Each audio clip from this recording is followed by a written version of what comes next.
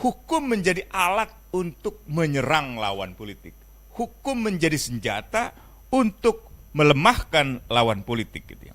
Pemerintahan Jokowi yang kedua, weaponization of law enforcement ini mencapai titik puncaknya yang menurut Thomas Power tidak tertandingi sejak runtuhnya Orde Baru.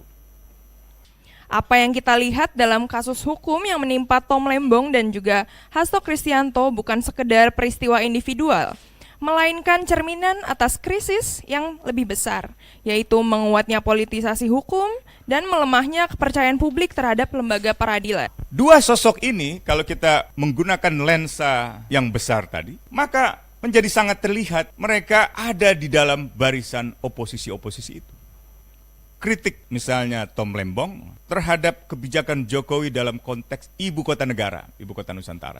Dia mengatakan tidak ada investor yang berminat.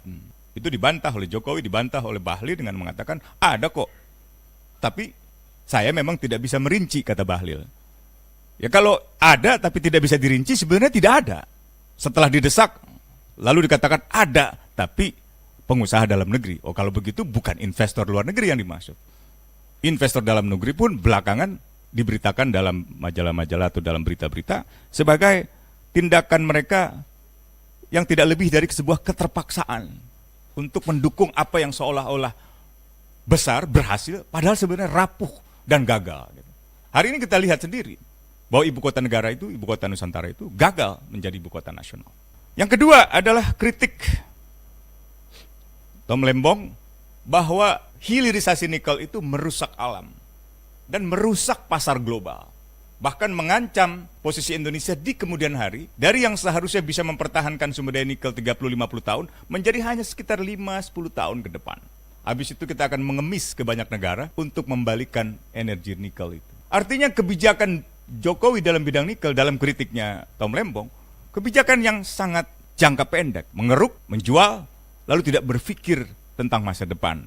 Yang ketiga adalah kritik Tom Lembong bahwa bantuan sosial Jokowi yang digunakan di dalam memprakondisikan pemilu agar bisa memenangkan atau bisa mendorong kemenangan anaknya, menguras jutaan pasokan beras, jutaan ton pasokan beras dari Bulog. Tiga kritik ini juga yang sebenarnya disampaikan oleh Hasto Kristianto.